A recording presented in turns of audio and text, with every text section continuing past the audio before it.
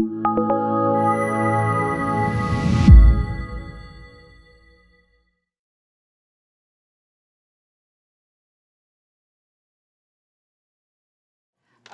Amari Fenoy. I'm a senior political science major from East St. Louis, Illinois.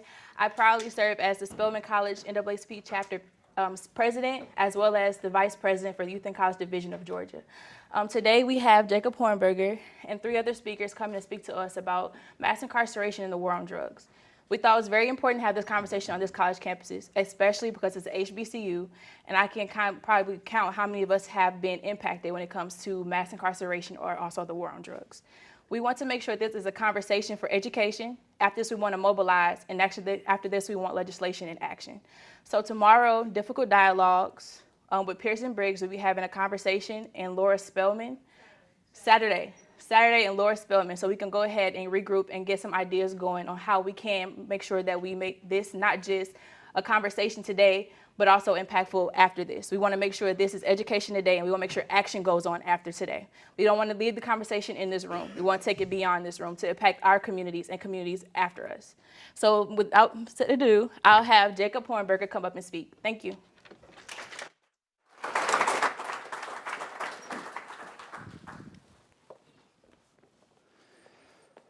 Thank you, Amari. I'm Jacob Hornberger, president of the Future of Freedom Foundation, and I have to say that it's a big honor and a pleasure to be here holding this conference with you. And a special thanks to Amari and the NAACP chapters of Spelman and Morehouse and the Spellhouse National Activity Center. I mean, you guys have done an absolutely first-class job.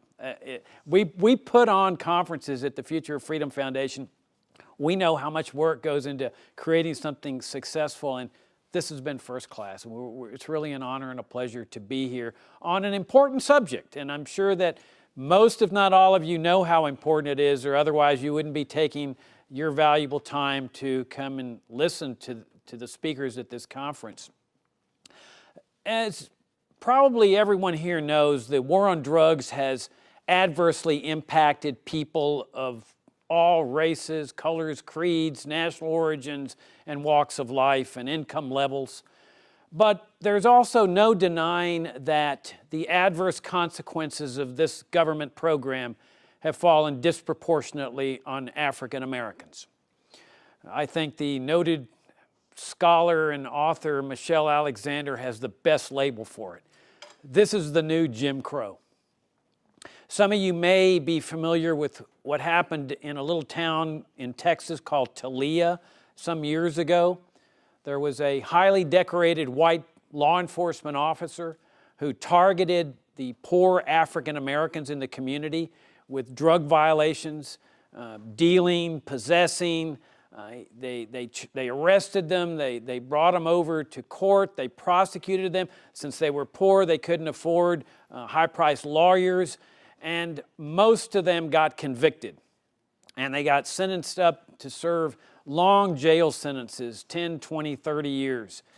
And sometime later, it was discovered that it was all a lie, that this law enforcement officer, highly decorated, had just perjured himself, had just targeted these people with drug violations. And they, of course, had to reverse the jail sentences, and they had to release the people. And, of course, they've ruined their lives in terms of humiliation and shame and the time that was taken while they were in the penitentiary. Now, I'm not suggesting that every cop, every drug agent, every judge is a bigot. I mean, we know that's not true. But I am stating that there are bigoted cops and there are bigoted judges. And for those people, the drug war is a dream come true. I mean, it's fantastic because they can exercise their bigotry with long jail sentences by stopping an African American who's walking down the street, walking while black, that crime, or driving while black, stopping them arbitrarily, asking them a bunch of ridiculous questions that are designed to provoke a reaction, at which point they then jump on them and beat them up and start screaming, stop resisting, as they're beating them up. And of course, in the worst cases we've seen across the country, just killing them. And it's all done in the name of winning the war on drugs. So it's a perfectly legitimate legal way for the bigot to exercise his bigotry and oftentimes get praised for it because he's trying to win the war on drugs. Now, I grew up in Laredo, Texas, which is on the Texas-Mexican border. And so I've seen this drug war for 40, 50, 60 years. A couple of my friends in high school, one was caught smuggling a lid of marijuana over from Nuevo Laredo, which is right across the bridge. Another one was caught dealing small quantities. They both got federal felony convictions, so that lasted for the rest of their lives. But, that's nothing compared to what's happened in the African American community where you have this large jail sentences, 10, 20, 30 years. Now, here's the thing about segregation. You see, I think this program, the drug war, is really the most racist government program since segregation. Because here's segregation. It keeps the races apart, okay? Separate but equal schools, separate but equal, public water fountains or whatever. But you see, the drug war, from the standpoint of the bigot, is fantastic because what it enables them to do is to take African Americans totally out of a community. Not keep them separate, remove them totally out of the community and send them into places called penitentiaries where they're kept in captivity and really enslavement too because there's forced labor in these places. So that's this war. Now, I returned to my hometown of Laredo to practice law many years ago. And, I got to know some of the DEA agents and the young guys, really full of passion and really committed to what they're doing and good intentions that we're going to eradicate drugs from society. And yet here we are, 40 years later or so, and they're still doing the same thing. Busting the drug gangs, and the press goes up with the massive drug, bust, a record drug bust. And, that's the definition of insanity, of doing the same thing over and over and over again and expecting different results. And that epitomizes the drug war. Now, they've often said over the years, well, we just need to crack down, Jacob. If we just crack down, we can win this war on drugs. Well, they have cracked down. I mean, they've got the mandatory minimum sentences on, especially on crack cocaine, which was where African Americans were oriented because it was cheaper, especially those in the inner cities. And so you've got, they took discretion out of judges. And so now all of a sudden the judge says, oh, my hands are tied. I got to send them up for 20, 30 years, 3 strikes, you're out, and all that kind of nonsense. They've got highway robbery now. And it's literal highway robbery. They call it asset forfeiture, but it's highway robbery. The cops are stopping people on the highways, notably people of color, people that deal in cash, like they're carrying $10,000 to go buy a used car, and they're just taking their money. They're not charging them with a crime. They're not prosecuting them for anything. They're just taking their money and they're saying, if you don't like it, sue us. Well, the well-to-do, the wealthy, they can hire lawyers. But when you're poor and that's your whole life savings, you got to walk away, and they use the money to go out and buy a nice new car or remodel their offices or what have you. Now, if you look at where they've cracked down in Mexico with the military, because sometimes they say, oh, well, we've just got to get the military involved. The death toll in Mexico because of the drug war and disappearances is like well over 100,000 now. Or you can go into the Philippines where the dictator there has his people shooting drug law violators on sight. No trial, no due process, no nothing. Just shoot them. They've killed around 20,000 people, and they're still waging the war on drugs, still haven't won it. These things have been a disaster. And guess what? They will never win it. It's impossible to win. Why is that? Well, it's called laws of supply and demand, something that I know you guys learn in Econ 101 here at Spelman and Morehouse. Is that when they make something illegal, like drug possession, the price starts going up. Restricted supply, right? Restricted supply, price goes up. Well, that attracts people. They want to make money because now it's an artificial price, artificial profits. And what kind of people do they attract? The killers, the drug gangs, the drug cartels, the people who compete not by offering a better product, but compete by killing their competitors. And that's how you get these drug gang wars and so forth. And so the feds come in, or the local officials, and they crack down on the cartel, and they beat it, put them all in jail, and what happens? new cartel takes over. You may have seen this, the series Narcos on Netflix that shows this phenomenon in real action.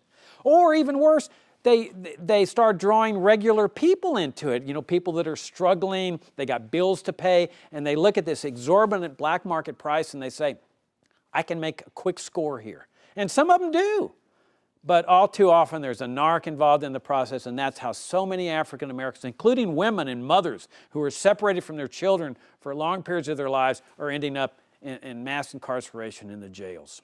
So it cannot be won. And the only ones who are benefiting from this corrupt program are the drug gangs and drug lords and the judges and the prosecutors and the law enforcement people whose salary depends on it and many of whom are on bribes. I mean, there's a big reason why they're able to smuggle so many drugs in through the border, and that's because of bribes. And so those are the only two groups of people that are benefiting. It's been a disaster for everyone else. All right, so that's why we're here, to share these ideas with you of why this program is so bad and why it needs to be ended. And the biggest argument for us as libertarians, and the Future of Freedom Foundation is a libertarian organization, is the freedom argument. That we hold that freedom entails the right to do whatever you want, so long as your conduct is peaceful. So if you're doing something irresponsible or self-destructive or dangerous, that's your business. As long as you're not murdering or raping or stealing or burglarizing, you should be free to do this, and it's none of the state's business. Now, people sometimes say, oh, Jacob, you're condoning drug use by calling for drug legalization. That's ridiculous. I mean, we don't want, a lot of us don't want adultery to be criminalized, but that doesn't mean we think that adultery is a good thing. And it's the same thing with alcohol consumption or tobacco consumption. What you do in the privacy of your home belongs to you. That's the essence of freedom. And anyway, it's a much more compassionate way to treat drug addiction. I mean, a drug addict, you got to sympathize with him. He needs to have his needles. He needs to have his drugs. Wouldn't it be better if in a free market, he goes into a pharmacy to buy a clean needle, to buy good quality drugs, instead of a black market where the needles are corrupted and dirty and where the drugs are polluted and oftentimes cause death? So we're bringing you this conference, and I think you're going to enjoy it. We got 3 great speakers. And just keep in mind, our job here is not to convert you, convince you, anything. Our job here is to share with you a perspective. You got to make up your own minds in the ultimate analysis. You got to think about the arguments, do research, read about them. But that's the value of a college, being in college. I mean, it's not only learning what your professors are teaching you, that's a big part of it. It's also learning how to think and reflect and ponder and discuss and debate, and this is the perfect time of your life to do that. So we're going to bring you these arguments for why this program is so bad. You have to decide for yourselves what to do with it, and then, as Amari said, decide what to do about it if you reach the same conclusions that we have reached. So this is how the program's going to work. We're going to have 3 speakers. And I'm going to give a short introduction right now to save some time. Each speaker will talk for about 30 minutes, and then we'll have a panel where we'll open it up for some discussion, Q&A, and so forth. So our first speaker will be Neil Franklin. Neil is the executive director of an organization called LEAP. This is an organization that consists of former retired police officers, law enforcement agents, judges, that call for the end of the war on drugs. So these are law enforcement people calling for the end of the war on drugs. He will be followed by Seema Sanandan, who works for the Alliance for Safety and Justice, where she is the director of state campaigns, and she's also a former staff member of the American Civil Liberties Union in Washington, D.C. And then our third speaker will be Lawrence Vance, who is the policy advisor for the Future of Freedom Foundation and also author of a book called The Drug War is a War on Freedom, which we sell at FFF as an ebook. Now, we're not all libertarians. Lawrence and I are libertarians. Neil and Seema are not. But we're showing you that this is an issue that crosses political boundaries, philosophical boundaries, walks of life. In other words, you don't have to be a libertarian to call and support the end of this horrible, brutal, and racist government program. you.